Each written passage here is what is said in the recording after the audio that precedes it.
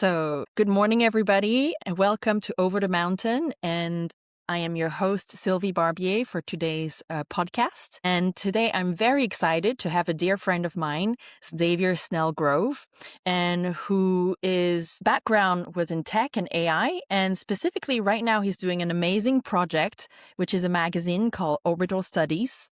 And we're going to talk a little bit about basically his experience and point of view in the industry, and also the wisdom that he got out of it. And why I was particularly interested in having you over, Xavier, is that you are quite uncommon for the people I have met in the tech industry. Most people that I meet in the tech industry are very smitten by AI and technology. And you seem to kind of keep a kind of both love for it and a groundedness and clairvoyance, you would say in French, which is seeing clearly through it. And that's why I was quite excited to have you on this podcast, because to go over the mountain, we need to see things through and to have clarity both in our soul and in our insight and the combination of the rational and emotional. So after this very long introduction, here is Xavier. And I guess my first question will be, well, how are you arriving? Hi, Sylvie. Hi. Happy to be here. How am I arriving? It's been a long, cold winter here in Toronto, but today is warm and sunny. And so I was just outside and had to take my scarf off because it was so warm. So I'm feeling the sort of new spring kind of opening excitement, and I feel less tense and closed in than I've felt for maybe a few months. So that's really lovely. And yeah, and I'm coming out of some really stimulating conversations with some collaborators on the magazine that you mentioned. And so feeling really like excited about some of the upcoming stuff there as well. So maybe to get started with our audience, can you tell us a little bit, how did you end up in the tech AI industry? And also maybe what were the things that the value system that you saw that was operating in the tech industry that maybe didn't sometime, or the way of perception of the world that maybe didn't feel right in you because you chose to make a career change in this moment where AI is taking off Mm. at the pinnacle, you kind of decided to like step back, which is very uncommon. Yeah. Sort of there's two overlapping narratives or stories there. Yeah. I mean, my background, I was trained technically, but I was one of those kids who learned to program at a very young age. So, I remember doing some of my math assignments by writing programs in, grade 8 or grade 9, thereabouts. And there was a lot of, I self-taught a lot of my programming in those days, which is quite common. In kind of tech worlds, there's a lot of these sort of autodidact folks who somehow have came across the world of tech and really kind of self-taught there. But then I did go and ended up studying engineering, and specifically a world called engineering science, which is this world that's very quite theoretical and very drawn to like the mathematical modeling of the world and various like techniques for sort of engineering things under those sorts of models. Which is where I also got exposed to machine learning for the first time, was in some of my upper year courses there. This would have been around, 2010 in Toronto. And, for those who know the history of AI, a lot of the big sort of deep learning breakthroughs started in labs in Toronto and Montreal. So I happened to be around folks that were doing, I was an undergrad, but I happened to be around some of that research energy. And Just, what breakthrough happened then? well, what people often point to is essentially what we now call deep learning. And so if you've heard of the name Jeff Hinton, he was a professor at the University of Toronto, and these techniques for using a mathematical thing called backpropagation, but basically a new set of techniques that we think of as like modern AI, like when people talk today about AI, it really is usually this family of techniques which were developed over quite a while by researchers all over the world, but many important researchers were in Toronto. And right around, I would say 2012 is when the story first started to take off. It should be around when I was doing my master's there, when some of these techniques suddenly started to beat the state of the art on problems that have been considered quite difficult, like image classification, try to understand what's in an image or something like that. And can I ask you, so what interests you in that? Because obviously, maybe a part of your heart was also compelled to get into this industry. So what was then Yeah. attracting you to this industry then? Sure. Well, I mean, at this point, I was still in schools, but I was always the machine learning part in particular. I mean, tech in general, right? Like, I do think that the scientific worldview and mathematical modeling and all of these things are really powerful ways to see parts of the world which would be invisible to us otherwise. So, if you're really interested in loving and being curious about the world, these are really powerful techniques to learn, right? So, my study of optics means I see light in this very different way, and like that's what I often point to because I'll notice the way it's refracting in water quite differently from my studies, and that draws me to its beauty in a way that I think wouldn't be as available to me if I was just looking at its appearance on the surface. So there's this sense for me that these techniques modeling to some extent let you like peek behind the veil. You can start to see some processes which are not immediately obvious, which link together the process and patterns of our world. That's So in meaning biology. you can see things in a different way than seeing with your naked eye, like through the mathematical understanding of how they function and Yeah, precisely. patterns and interrelate. And so was it the fascination of like there's something that I see, but there's also a whole other thing behind, and the Hmm. the engaging in there's different level of perception, not through only body senses, but also through Exactly. Opening the mind. mathematical understanding.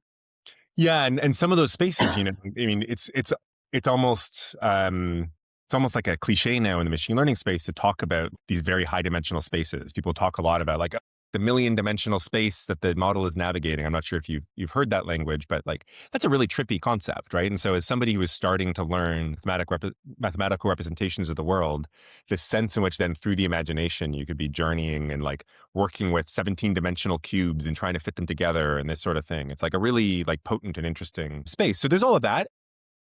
Engineer, there's this strong sense of like, oh, there's a utility. Like there's something I'll be able to give to the world. Like if I learn these techniques, maybe I can build a water treatment system, maybe I can invent the airplane, I think there's this strong feeling that these techniques, these methodologies, these ways of seeing are things which can bring great bounty to the world and to people. And I think that certainly is the case. It turns out it's also a good way to bring many other things to the people. So that sense of like power and capacity was also something that was very alluring. So like the applied aspect, which is why, again, I think I focused on the engineering side, and which is why, I also ended up partway through my first pass of my master's, I left to do a startup. There was this excitement around, oh, I create products now and bring them to people. And there was a sense of real like enthusiasm around that I felt at those times. And so what led you to choose what's the story like ultimately that led you to go from like, wow, there's this whole other world behind the world and I can contribute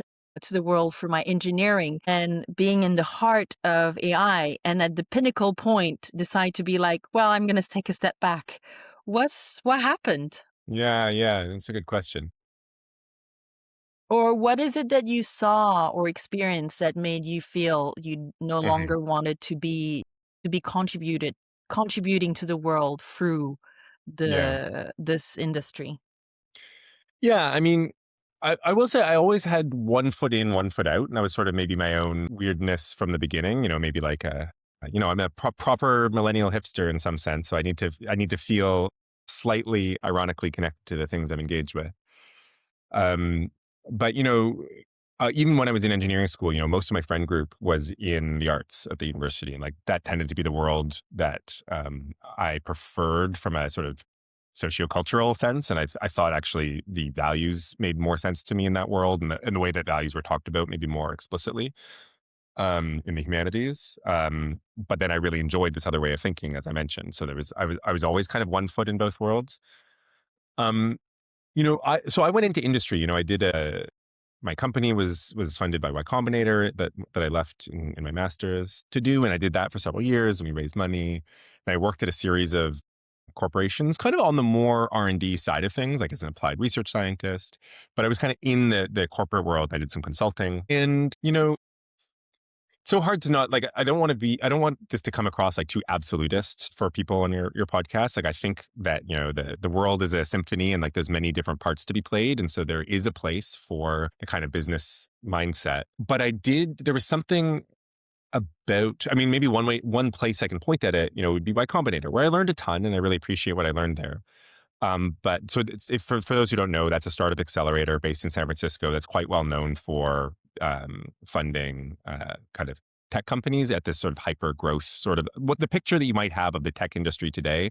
Many of those companies, Airbnb, Yes. Reddit, were funded and really like um, mentored by the Y Combinator world.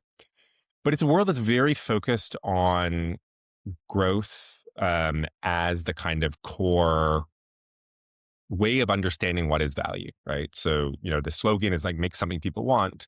And what's up and something people want is kind of the measure for that is not so much necessarily what people say that they want, but in practice, like what finds product market fit. There's this idea of, okay, I'm going to make this thing, and if it starts to take off, and then I should double down on that, and I should scale like a rocket ship, and like I should pick a metric like engagement. How many hours per day do people spend on my app? And the bigger that gets, the better. And I think you know I certainly noticed, but I think our whole culture has really noticed the shadow of that way of thinking. There's a lot of power in that. It does force you out of your own mind and to think about what other people want. It does force you to like engage with the reality of the world. But a lot of the sort of addiction mechanics that we're seeing, a lot of the more extractive things, and this kind of philosophy when you're operating a company that's really thinking at scale like that, I find it's really hard to maintain simultaneously the really deep humane view of the people that you're working with, because you're really thinking of these flows of, hundreds of thousands, millions of people. And so everything is like you're directing people through kind of like I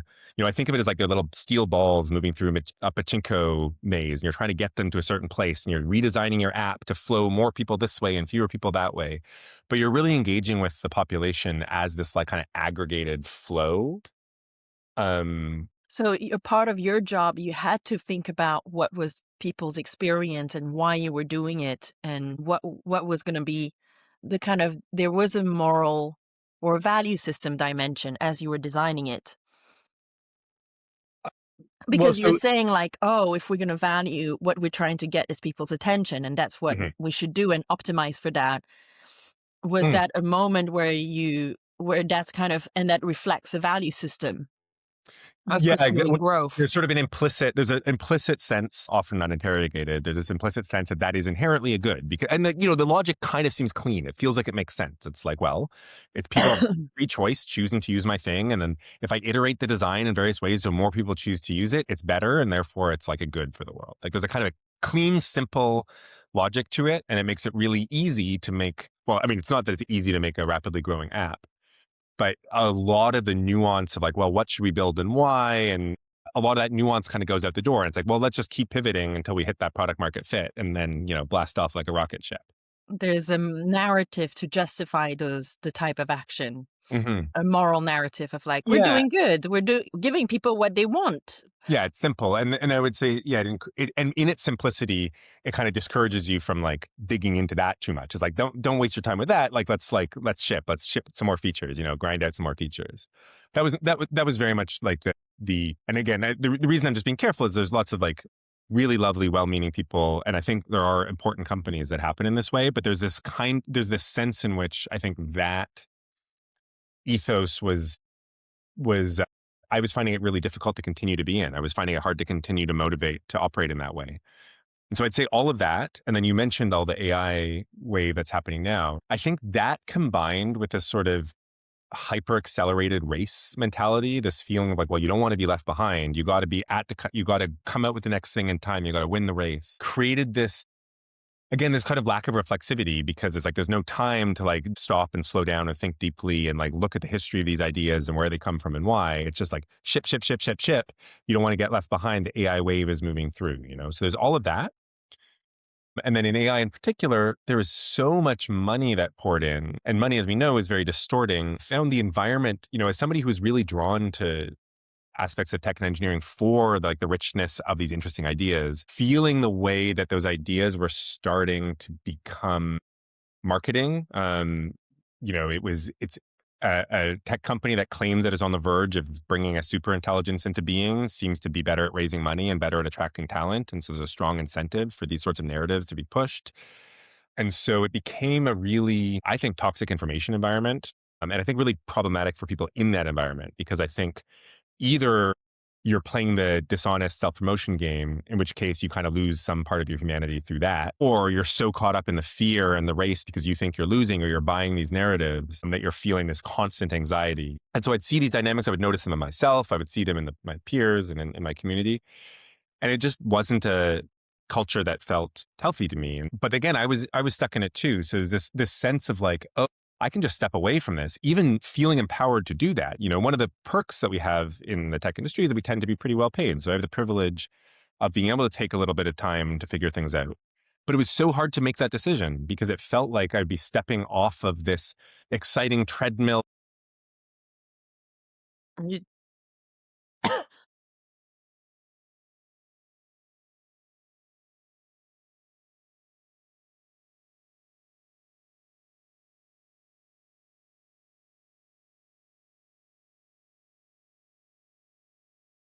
And right around that time is when I decided, like, it gave me some, like, enough of an interruption and a shakeup to just like the momentum that I was on, to really just take stock about what I thought mattered and what I wanted to be working on. And it was right around then that I made the moves to step back and start the magazine. Well, thank you so much for sharing the why you made those choices, because I feel you point to what I feel are key or seeds of wisdom of how one would approach anything, but in this case, technology, of like, oh, let's not act from fear. Mm-hmm. Let's not make tech from like the fear of being left behind. Let's Mm-hmm. take our time and really reflect what is it that we're creating here. And why I felt very attracted to interview you is that I was like, you're quite uncommon in the people I meet around tech. Usually it's all like, this is great, let's go ahead. And even if it's not, we don't have a choice. Let's keep moving forward. And the courage it takes for to go against the current Mm. and to not give in to the fear of being has been and being left behind, and Mm-hmm. being no, I'm going to follow what Mm-hmm. feels wise, and to not go in. And I think that your story is very important to be told if we are to approach technology and AI more wisely in just our general life. It's Mm-hmm. not just because we can do the same in other industry. I feel that actually when I was in the art industry, there were also kind of like, the next show and the name and the na na na. Why are you doing it? Are you Mm-hmm. really still doing it because you're connected to, your soul connection with making art? Or are Mm-hmm. you trying to be someone and not lose the race? And Yeah. it's very hard to resist those waves. Mm-hmm. So my hat's off Yeah. Appreciate it. for Yeah. doing that. And one thing I'd want to say, connected with that is like, it's not just, I mean, I didn't really frame it altruistically, but what I mean is it's not just stepping back from the fear. I do think there is even, I don't think you have to like drop ambition in order to do that, because I also think that in these sort of hype cycles and these waves, there's also this tendency, there's the images, if you've ever seen toddlers play soccer, that they all chase the ball. So they're all running together to where the ball is on the field. There's also just, I think taking that step back and not moving with the herd. I think there is an ambition in that as well. Like, I think it's, in a sense, you might be left behind from, there might be certain games you could win Yes. within that herd, but there's completely unexplored parts of the field, right? And I think part of my sense stepping back was, a lot of the things that could be happening in AI now, like with the amount of attention that's being poured on it, it's like, yeah, I could probably make some real contributions. And if I didn't, one of the other million people would make that contribution maybe a week later. The contribution actually isn't needed there. So there's also this sense of like, if I step back, take stock, look at the field a bit differently, what other opportunities are being missed? Yes, it's like that maybe AI at the current moment, because of the rush and the money, is being also how we conceive how AI can work is being very narrowed into one direction. And Yeah. maybe taking a step back is also not just around the whole talk around safety, but Mhm. also how it works, how it's been created, how it operates. It's like Mhm. there's many, many more pathways Yeah. that we could take the time to play with and explore. Mhm. Yes, I really see that. And so can you tell us now a little bit about orbital studies? Because I sense that this is actually quite related to orbital studies. Mhm. First, tell us, what is the Orbital Studies magazine? Yeah. Yeah, so Orbital Studies is a literary science magazine. So we publish writing, visual art, poetry, all in service of a more beautiful scientific culture. So, in other words, it's coming back to some of those first reasons I pointed at for why I was interested in studying, in my case, engineering science, but like the sciences and the mathematical representation of the world and all of these things. There was a real, like, you could say an erotic draw. There's this real, like, this is fundamentally interesting and beautiful passion to it. It wasn't on the basis of, some career calculation or some other, which again, we can make career calculations. That's okay. But it's also like, there's something about that core that I think is really key.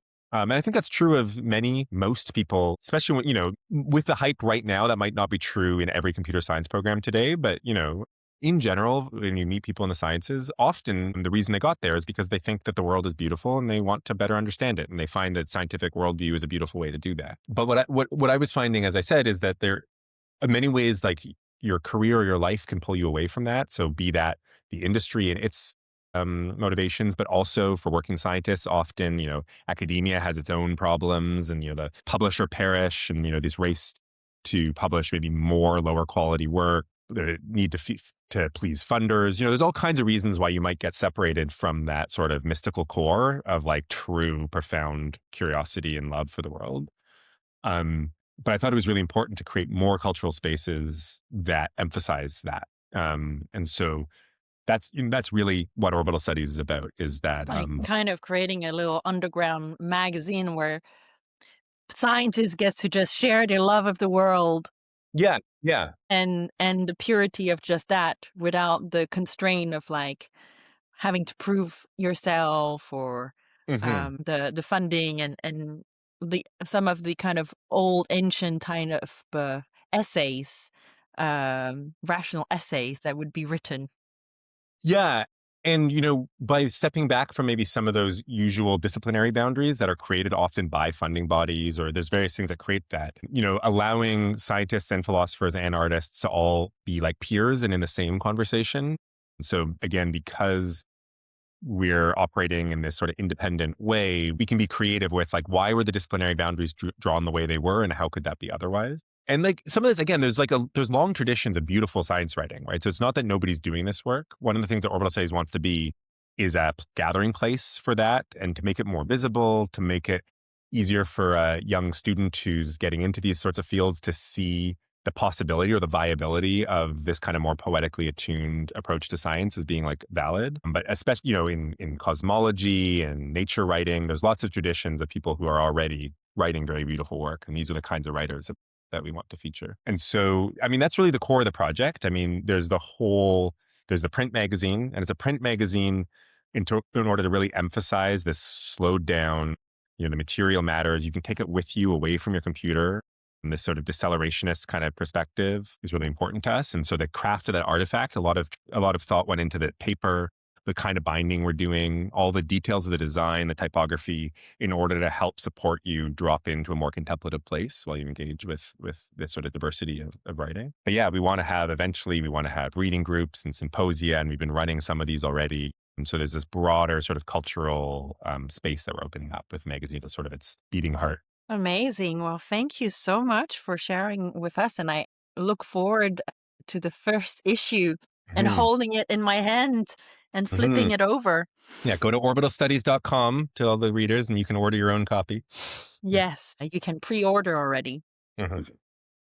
Now, I'd like to also, so what has been the link actually between, this change of career and AI? Because I have a gut feeling that this kind of what you've been trying to do at Orbital Study of like taking a moment to be more contemplative, reading, having written work that has also a poetic dimension is related to um, what you said, like that science is also a place to be in awe with the world. Mhm. And like, for you, is it something that you like feel has been a bit missing in the tech sphere, and that's why also this is a part of the offering?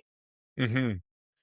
I also think it has been missing in tech. And, some of my career in tech, I often would be playing that role of trying to bridge the arts and tech in particular. So, I used to I would organize these generative procedural art events where we'd bring people together to learn how to write code that would create these sort of these images. And we often people would be writing code for the first time, and then we'd have this opening where we have all the work projected up. And so I would organize events like that. I used to organize art galleries at like major computer vision conferences, and so I would go to an academic computer science conference and then like bring in like a working contemporary artist as one of the speakers, organize a gallery. So we would do this like, and there's all kinds of admin challenges because to bridging cultures like that, like where does the funding come from and who's interested in the conversation? It was always a fun struggle.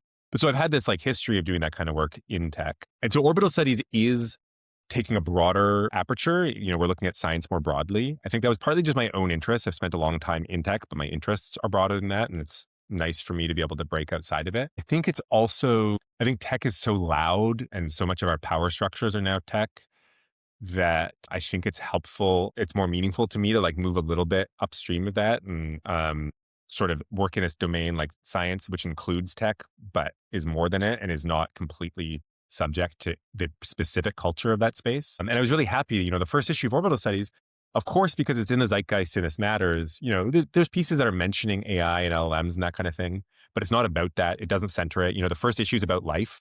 It's ways of seeing the living world. And one of the things that the AI conversation has done is really made salient a lot of questions in philosophy of mind and philosophy of life, questions of organism versus mechanism. A lot of these questions that people have been thinking about for thousands of years are thrown into new light, just in light of just present circumstances. Suddenly we are talking to machines in a way we haven't before, and it's raising all these questions. So this is in the zeitgeist, of course, but it's been really fun by not being a technology magazine that we can hit it kind of obliquely. We can come into these issues which matter to people, but they don't have to read yet another think piece telling them yet another position about how they should feel about AI, but they can kind of have this different way into some of the same philosophical questions. And so that's been really fun to curate. And I think that's going to continue for our future ones. Science as this broader umbrella can really let us look at really fundamental questions from a lot of different angles. So I also know you were on our panel of our launch of our white paper in Tech We Trust. And I felt that you said some very interesting point that I almost would like you to say again here. And it was there was something both grounding and refreshing in your position about how you perceived that there's many options of future. And we tend to kind of be a bit like dual about, it's either going to be great or it's going to be crap. And actually there might be a spectrum in between. Could you say a little bit more in kind of both also because you just said, there's so many people, we tell a bit people what they should feel and think about AI. And what's your perspective on our relationship with tech and this kind of like there is a bit of a frenzy at the moment of like, the fear and just the fact that I'm asking you to talk about this in itself also. Yeah, totally. Yeah, no, for sure. And, I've been through a few waves of the frenzy of AI and various, because it's, been in the field for a little while and it's gone through a couple, this one's like far outstrips the previous ones. And partly because the tech is just more powerful and more useful now. Yeah, I mean, one of the points I was making on that panel was I think it's really worth noting how an interesting like place where power hides or lies is in how we tell stories about the future and how we imagine what feels future-y. So, if you bring to mind, if you know people who are like into the future, or if you know a futurist or something, there's this kind of stereotype that you probably have in your mind about what the future looks like to them. What's interesting about the future is it's not here, right? It's radically contingent. Like we are producing it. It can be many different things. And there's this way in which if we're not careful, there's a kind of monoculture in our imaginaries of the future, which totally limits our ability to see, again, our agency and the things that we can actually do. And also to be realistic about how open it is, how much we just don't know, right? And so I think there's not a lot of incentive for someone as a thought leader to have radical uncertainty and say, we just don't know. And so you're going to tend to hear from voices that come in with a strong prediction of this is what it will be, and this is what it will be. And those predictions are often in line with what industry's vision of the future is, because those people are often hired by industry. And so industry has a specific image of what it's hoping to build out, and they are putting forward narratives of that future. And then we're just kind of often blindly following or implementing those because it feels like that's what it is to be innovative. So I think there's a power to reclaiming innovation and to like having your own view of what an innovative future looks like that maybe doesn't track the standard narratives that you've heard a million times, just reminding yourself that those are just stories. When somebody tells you this is what AI will be in 5 years, you'll be left behind. Nobody knows what AI will be in 5 years. That person doesn't know. That person is imagining a future, and you can imagine a different one. And so I think that's really important to hold on to. So that's just one point I wanted to make. And then, yeah, there's my own take on AI. I mean, it's funny, like in many ways, I'm having this conversation with you. I really avoided the AI conversation for the last, participating, putting my voice in for that similar reason of okay, there's a million toddlers chasing the soccer ball. I don't have to also chase it. Yeah, it's going to end up where it's going to end up. And I feel right now that a lot of that frenzy is that there is a big, new, powerful thing in town, and people are trying to locate themselves relative to it. And so there is a lot of uncertainty and there's a lot of fear, and we are collectively trying to build our immune systems. So a lot of what is it or is it not a more like a faux pas to send somebody an AI written email, right? That's a question that we didn't have any prior social scaffolding around. So there's this constant argument, and it's a little bit tiring, but all of these do I or do I not want to read AI slop? Is AI writing creative or is it not? And I've found it kind of frustrating because those conversations matter, but we don't all need to be having them. And they're not going to matter in a few years because we'll be in a new equilibrium. We'll know whether or not it's okay to send people AI slop. And my hope is that people stop sending me things written by AI to read. That's my own position, but we're going to figure that out collectively. But a lot of the frenzy is oh shit, there's a million new things to figure out. And we're having all these arguments to figure it out. But we have to remember that there's going to be an equilibrium on the other side where we've answered a bunch of those questions. And I think it's easy But what do you think in the whole question around AI? What are questions we should then really talk about? If there's parts that are a bit noise, yeah, but there are also maybe things that should be really worth, yeah, asking ourselves and reflecting and contemplating about. And yeah. what would that be for you? Yeah. So some of those, and these are almost the more boring ones, some of those are the sort of political economy style questions, right? So some of them are that this is disrupting a lot of our economic systems and our governance systems and this sort of thing. And at a time like that, that's a time of high potential and high risk, just in terms of what the new equilibrium that we land in is and whose interests are represented in that power. And so, I mean, a lot of the stories that I think a lot of the early tech critics were holding, but it seems to have been sidelined by some of the other conversations in AI today, or the more super intelligent style conversations. The questions of, does this concentrate power? Into which groups? Do these systems discriminate? If so, to whom? Is it ethical to use these systems to determine whether somebody gets a job, what somebody's grade is in school? These sorts of questions. These are just kind of almost boring civic infrastructure questions that I think matter to an outsized degree for what the actual impacts of this is going to be. So I think that whole world, the sort of social governance questions of who wins and who loses, really matter. That's kind of that's where the conversations, unfortunately, are painful and annoying, and nobody ever agrees because they're quite democratic. And there's a lot of, various people shouting for their particular interest groups as you slowly hope that you might converge on a compromise that nobody's happy with, but is maybe better than nothing. So I think that's really important, but it's kind of boring. It's not nearly as sexy as some of the other topics. I think that matters a lot. I am interested in the philosophy of mind conversation. I don't think that's as important a conversation, actually, but I think especially in a world where people are deciding whether or not they're friends with this system, whether or not they're in love with this system, whether or not it has their best interests in mind, whether or not they have an ethical obligation to Claude. I think that necessarily that's causing a lot of these sort of philosophy of mind questions around what is it to be conscious. I'm more and more sympathetic to the position that, I'm more sympathetic to the position, really risky to consider these things conscious agents. I think it's wrongheaded. I think it's false. But also, I think it really makes it difficult to have a useful policy discussion about the things that matter more about these devices, because we're more focused on that question.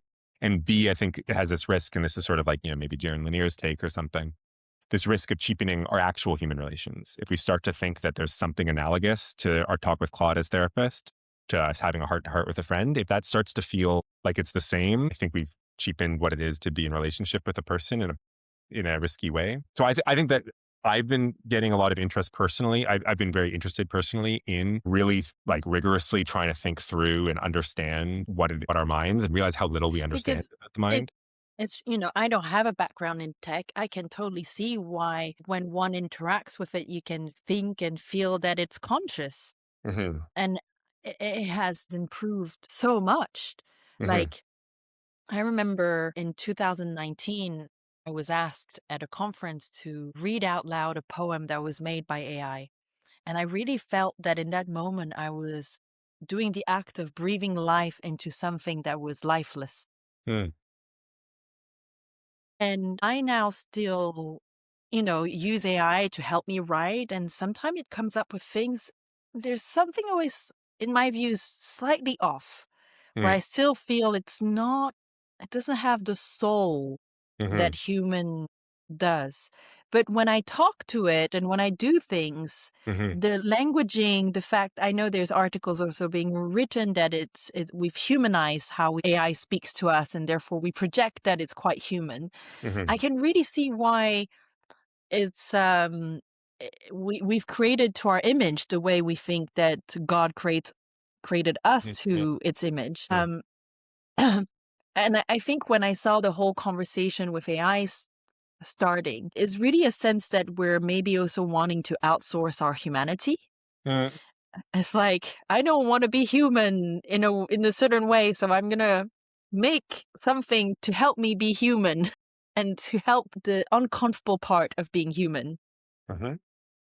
And I think that that's indeed the part. It is forcing some deep conversation about what is consciousness. Mhm. Is AI conscious? Yeah. And are we, if Yeah. it like, if it is, it is not, but are we conscious? What defines our humanity? Is Yeah. Yeah. our animality? Because we might now have more in common with animals than with AI. Mhm. And I think that's the part where, in a way, I'm quite happy that this is kicking a bit you say the termite, la termitière in French, the Mm. ant's nest, Pitching because the ant suddenly hill. we need to figure out, like, what is going on? Yeah. Who are we? Totally. And I want to say, actually, like, I'm of two. Part of me is frustrated because I don't agree with every opinion that I hear people in this philosophy space raising. So I'll get annoyed. But it's true that it actually has been very generative, I think, for the culture and for me to think about these questions in a way that, like, the question, like, what makes something conscious, or what is it to be conscious, and what is this mystery of interiority? This is a really old question. People have cared about it for a long time. I would say personally, I didn't care about it that much. It's not a thing that had really been thrown into relief for me to really think about, like, the like incredible fact that there is this like center of awareness for some reason in here that somehow emerges from this flesh. Like, that's a real paradox that people don't understand at all. And anyone who says they understand is not telling you the truth. We don't understand that, right? And that's something that wasn't even on my radar to pay attention to, because I was frustrated with aspects of the AI conversation that I had to look at that more and more. And now I'm like amazed by it all the time. Holy moly. I'm in here looking out at these, like, how did that happen? And so I do think there's something really beautiful apart from all the fear. And there's a lot of shallow philosophizing happening, of course, and all these things. But there is something really exciting about the fact that these questions that we cared about for so long are being thrown in a new light. I would hope what I'm hoping comes out of this is we discover again where the gap is. It's like maybe we previously thought the gap was using language. The gap is clearly no longer using language. And so really noticing, okay, if not that, then what is interesting about being a human, but also what is interesting about being an organism, which I want to be clear that these systems are very powerful, and they're also way less powerful than like a single celled organism, right? None of these things can just go off into the world and replicate on their own and find nutrients in the way that like a single E. coli can. So on the one hand, we talk about how amazing this is and how it's close to a PhD. On the other hand, it's not even a single microscopic organism. Like, we're so far from understanding how that works or ever creating anything like that. And I think that's like really important. Like, it's super advanced on this one very narrow axis. But like, these questions are becoming salient because, this tech exists. It puts these questions into relief. And I think they're interesting questions. So, Xavier, so here we kind of started covering a little bit about scratching the surface of the deep question is AI conscious? And I've been kind of like circling around, maybe a little bit scared of actually going for it. But also part of me wanted to ask you, kind of like the question of, is AI conscious? And not for a matter of like opinion, Mhm. but in terms of factual. And because lots of people can have many opinions, and we don't all care about Karen's opinion or Sylvie or Xavier's opinion, but I care about your expertise.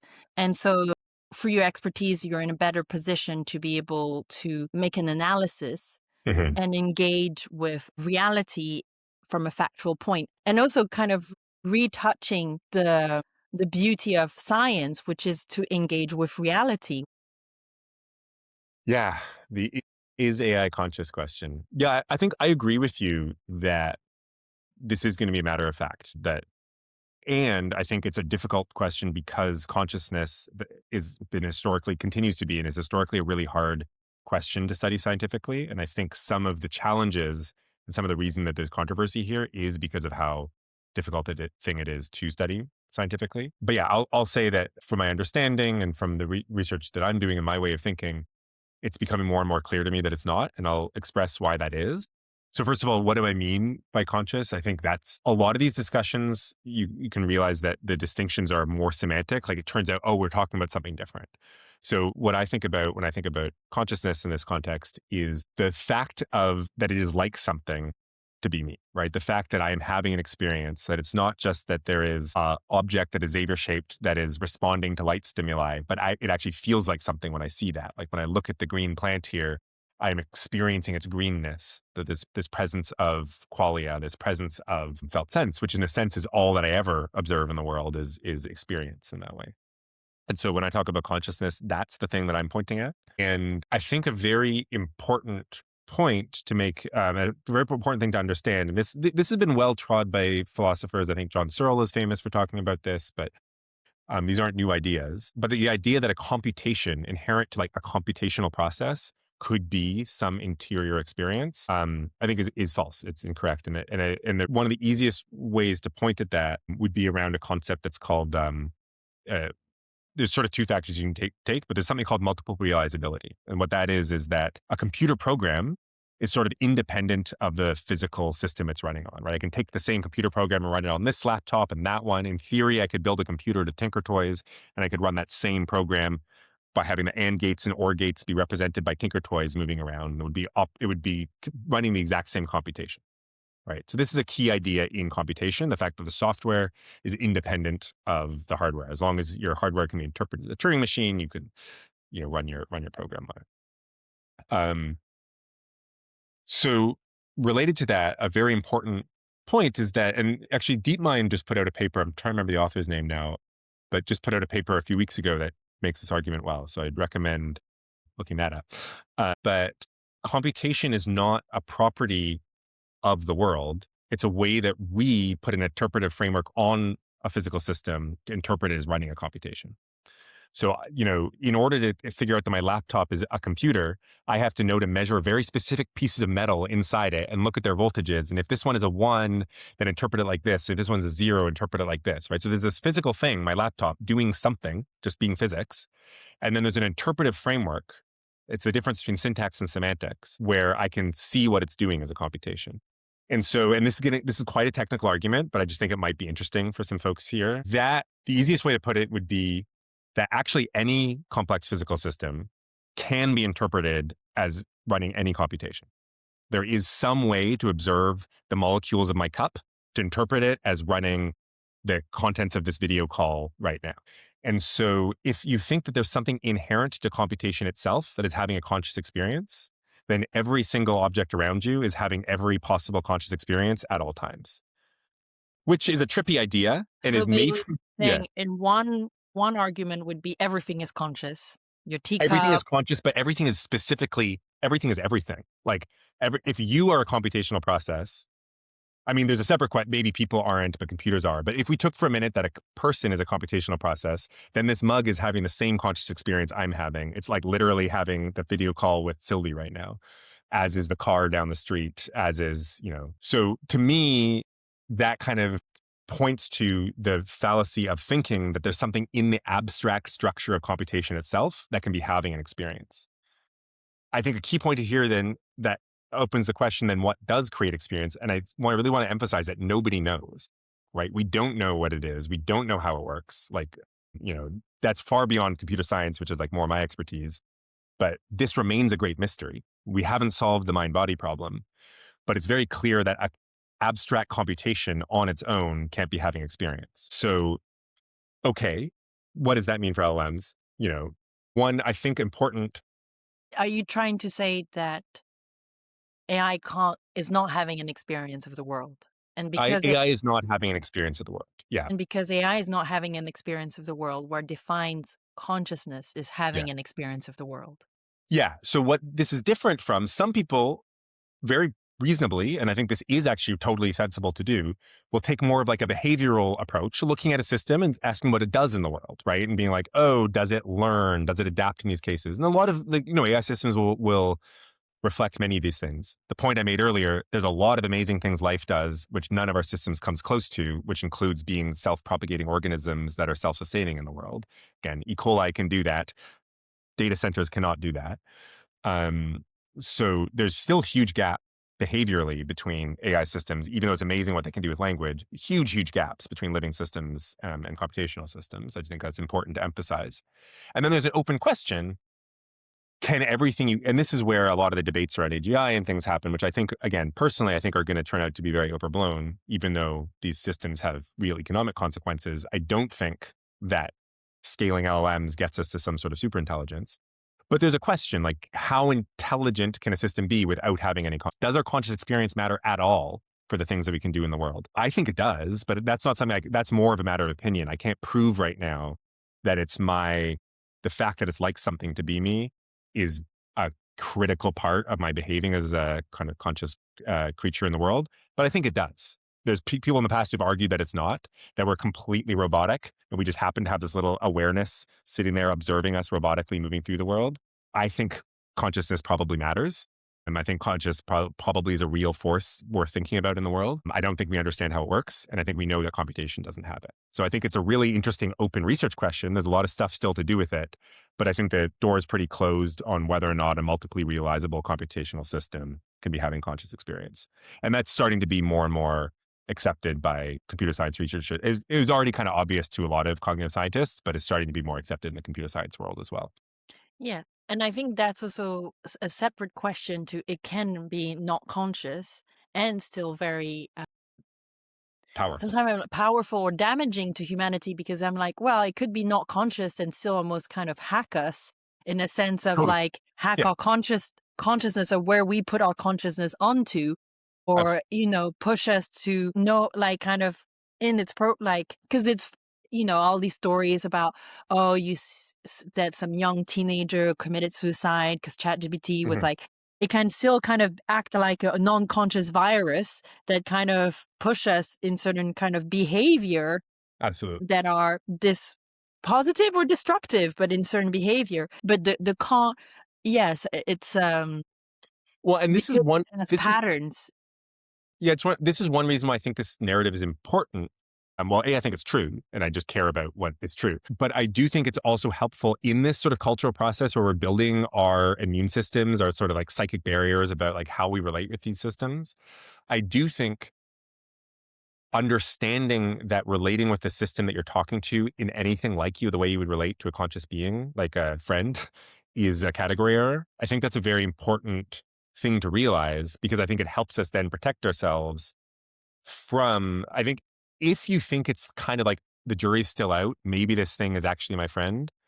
It's much easier, I think, to get pulled into these like dangerous relational loops, right? Whereas if you really understand that this is a completely different kind of system, it does not to mean you can't show any care for. It's like you can fall in love with a fictional character in a book, and that's like okay and interesting. I mean, there you're also connecting with the artfulness of the author.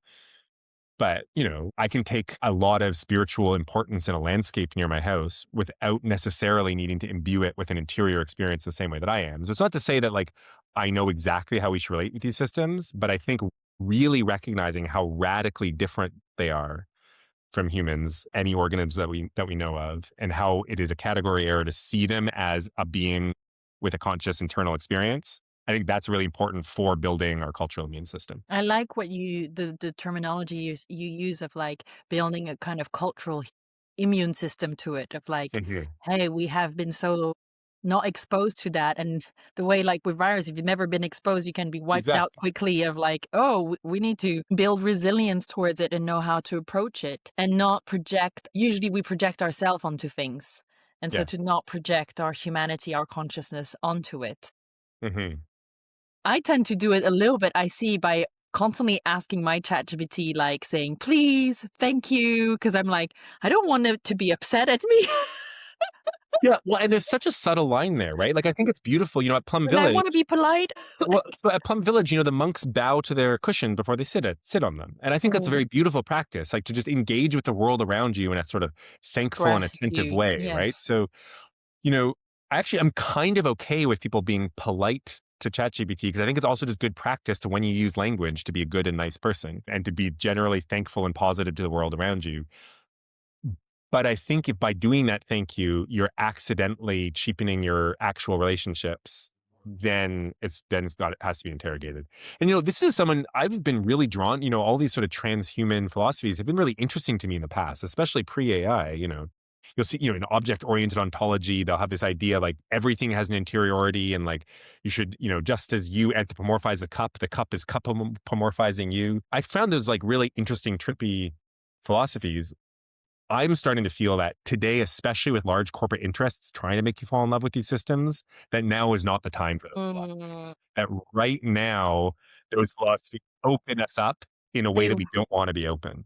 they Yeah. want us to fall in love so that we buy in and we use it. Like, it's true, we forget that. They're so good at it. We forget that. And like, just looking at China, some of the robots that could do those loops, I feel like, Blades Runner Yeah. myth is coming so strongly at the moment. Yeah. And the falling in love with a robot and an AI and all these kind of hers, all these movies around that are becoming now reality. Hmm. But thank you for giving that little vaccination jab of like, Hmm. remember, there are some people who want you to fall in love with them Totally. Yeah. and No, I want mean, you to think they're conscious. that to me is so important to just remember. That's just sort of systems thinking. That's kind of like media literacy. Like in the same way that, when you're reading the news, you should like, okay, who's funding this news organization? Like if you're reading Twitter, who's funding and tweaking the algorithm? Like in general, that's a kind of mindfulness that you want to bring to things. And I think always knowing that, especially right now, when you're relating with these systems, you're relating with like, multi-billion-dollar corporations that are in an arms race and are also tied up in a complex geopolitical battle that's happening, kind of a space race between like who's going to build the best AI. This is not an environment that is just sitting there with your best interests in mind. And so just Mm. using the system with that little bit of remove of like knowing that you're talking to like the Pentagon and the government of China and Sam Altman and market incentives and all of these things, like that's who's in the room with you when you're talking to these systems. I think that's just really important to know. Well, thank you so much. I feel this is a great way to end our podcast today. Thank you for listening. And please check orbitalstudies.com. And please make sure to follow us on Over the Mountains.